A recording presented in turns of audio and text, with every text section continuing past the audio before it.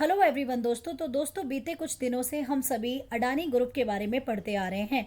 दोस्तों हम सभी को पता है कि शेयर मार्केट में बहुत तेजी से गिरावट आई है। उसी के साथ साथ ये कहा जा रहा है कि एक रिपोर्ट जारी करी गई जो कि हिंडनबर्ग रिपोर्ट जारी कर गई और सिर्फ एक रिपोर्ट के आने से इतना बड़ा बवाल हो गया। जी हाँ, अडानी के हजारों करोड़ रुपए डूब गए।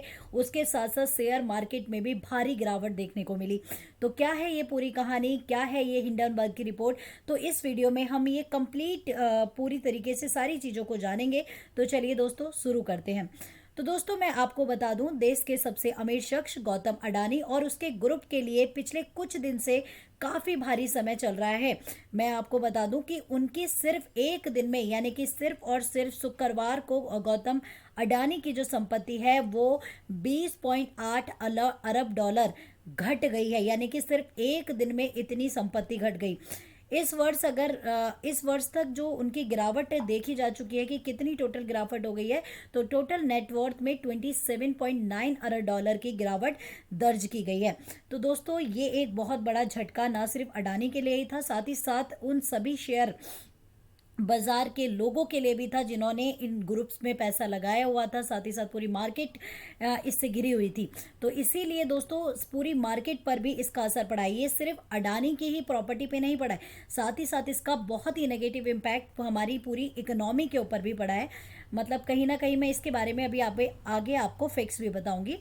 तो अगर मैं आपसे बात करूं तो दोस्तों कुछ दिन पहले ही एक रिपोर्ट आई थी, जिस रिपोर्ट के अनुसार अडानी तीसरे नंबर पे यानी कि टॉप 3 रिचेस्ट पर्सन में मतलब देखे गए थे। पर आज की डेट में अगर मैं बात करती हूँ, अगर आज की डेट में जो इनकी संपत्ति है ये बहुत ज़्यादा गिर गई है, जिसकी वजह से आज की डेट में ये देखिए यहाँ लिखा है, according to the Forbes and the Bloomberg billionaires report Adani's net worth is estimated at $62 billion as for the 3rd of February 2023, making him the 22th richest person in the world. तो अगर आप यहाँ पे देखेंगे तो तीसरे नंबर से सीधे 22वें नंबर पे ये आ चुके हैं। इसके पहले की रिपोर्ट एक आई थी, उस रिपोर्ट में इनका स्थान खिसक कर तीसरे नंबर से 7वें नंबर पे हो गया था। ये जो था 7th नंबर, ये महज दो या 3 दिन पहले की बात है, यानी कि तकरीबन 30 जनवरी की ये बात है जब ये 7th नंबर पे थे। और आज की डेट में जब मैं ये वीडियो बना रही हूँ तो 3 फरवरी है और 3 फरवरी में ये 22वें नंबर पे आ चुके हैं। तो दोस्तों यहाँ से ही आप अंदाजा लगा सकते हैं कि इनकी नेटवर्थ कितनी ज़्यादा डाउन गई है। तो यहाँ पर जब इनके 7 नंबर पे था तो ब्लूमबर्ग की रिपोर्ट के अनुसार इनकी जो टोटल नेटवर्थ थी वो 92.7 अरब डॉलर घट गई थी। तो दोस्तों ये कहानी कहाँ से शुरू हुई, ऐसा क्या हुआ कि इतनी ज़्यादा मतलब एकदम से कहीं ना कहीं हम देख रहे थे, हम सभी ये देख रहे थे अडानी जो थे मतलब एक बहुत ही बड़ी पोजीशन पे एक रिचेस्ट पर्सन में थे, और एकदम से ऐसा क्या हुआ कि ये एकदम डाउन हो गए। तो दोस्तों चलिए स्टार्ट करते हैं इस बात के मतलब इस बात को जानते हैं। तो दोस्तों यह उस समय की बात है जब ठीक है, फ्लिंगशिप कंपनी अडानी एंटरप्राइजेस ने 20,000 करोड़ का एफपीओ जारी किया था। ठीक है, एफपीओ जारी किया, और एफपीओ जारी यहाँ पे लिखा है Adani transmission, Adani green energy and Adani total gas 20-20% lower circuit पर बंद हुए। तो दोस्तों जब इन्होंने एफपीओ जारी किया तो एफपीओ को जारी करने के बाद वहां पर भारी गिरावट देखी गई। तो जब ये बहुत भारी गिरावट देखी गई तो उसी समय से क्या हुआ कि शेयर्स के गिरने का सिलसिला शुरू हो जाता है, और इसी दौरान आती है हिंडनबर्ग की रिपोर्ट, जिसमें हिंडनबर्ग रिसर्च के द्वारा अडानी ग्रुप पे बहुत ही गंभीर आरोप लगाए गए। ठीक है, तो क्या है आरोप, इन सभी के बारे में भी अभी बात करेंगे। उसी के साथ साथ मैं आपको बता दूं अडानी के शेयर्स में लोअर सर्किट बहुत तेजी के साथ हुआ, जैसे कि अडानी पावर और अडानी वल्मर में 5.5% लोअर सर्किट लगा। वहीं अडानी पोर्ट्स में 16% से अधिक गिर गए। उसी के साथ साथ अडानी की फ्लिंगशिप कंपनी अडानी एंटरप्राइजेस का शेयर अपनी एफओ लॉन्चिंग के दिन ही 18.52% गिरकर मतलब 2762.15 पर बंद हुआ। यानी कि ये बहुत ही भारी गिरावट थी। ठीक है, तो दोस्तों ये एक भारी नुकसान था अडानी ग्रुप को, पर ये अडानी ग्रुप के साथ ही नहीं, न जाने कितने लोगों का भी ये नुकसान था। ठीक है, तो ये भी मैं आपको बता दूं। तो दोस्तों थोड़ा सा और आगे बढ़ेंगे।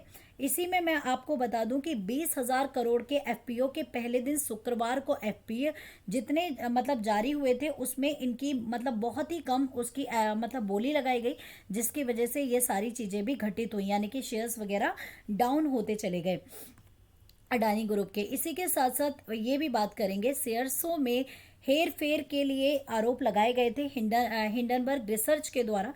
एक रिपोर्ट जारी होती है हिंडनबर्ग रिसर्च के द्वारा और इनके ऊपर शेयर्सों में हेर फेर के काफी आरोप लगाए गए, जिसमें ये भी सामने आया कि ना सिर्फ ये पहली बार हुआ है बल्कि कई समय से ये मतलब हेर फेर चल रही है।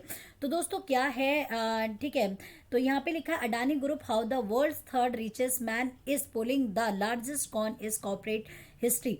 तो देखिए एक ये रिपोर्ट थी और दूसरी अब मैं रिपोर्ट के बारे में आपसे बात करूंगी।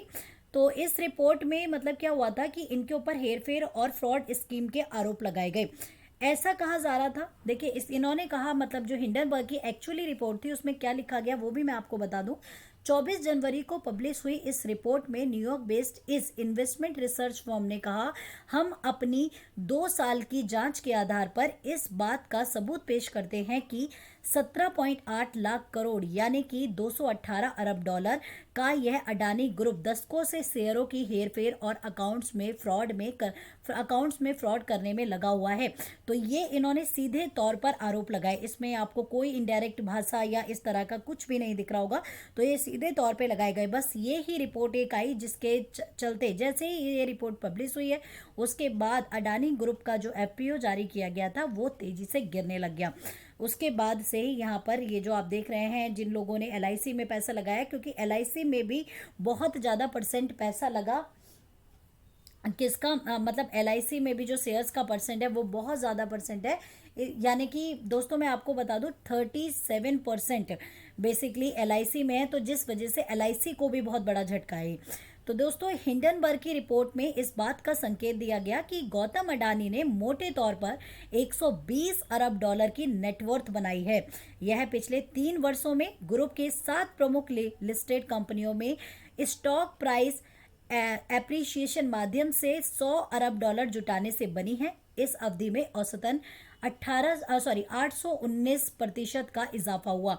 तो ये एक बहुत भारी इजाफा था जिसके चलते इस रिपोर्ट में इन पे गंभीर आरोप भी लगाए गए हैं। ऐसा भी कहा जा रहा है कि उनके पास सभी प्रूफ्स वगैरह हैं इस चीज़ के लिए। तो दोस्तों अभी के लिए इतना ही, आगे की जो भी रिपोर्ट होगी हम आपको बिल्कुल देंगे। अभी के लिए इतना ही, मिलेंगे आपके साथ अगले वीडियो में। तो अगर आपको अच्छा लगा तो लाइक कर दीजिएगा और subscribe. Thank you so much guys.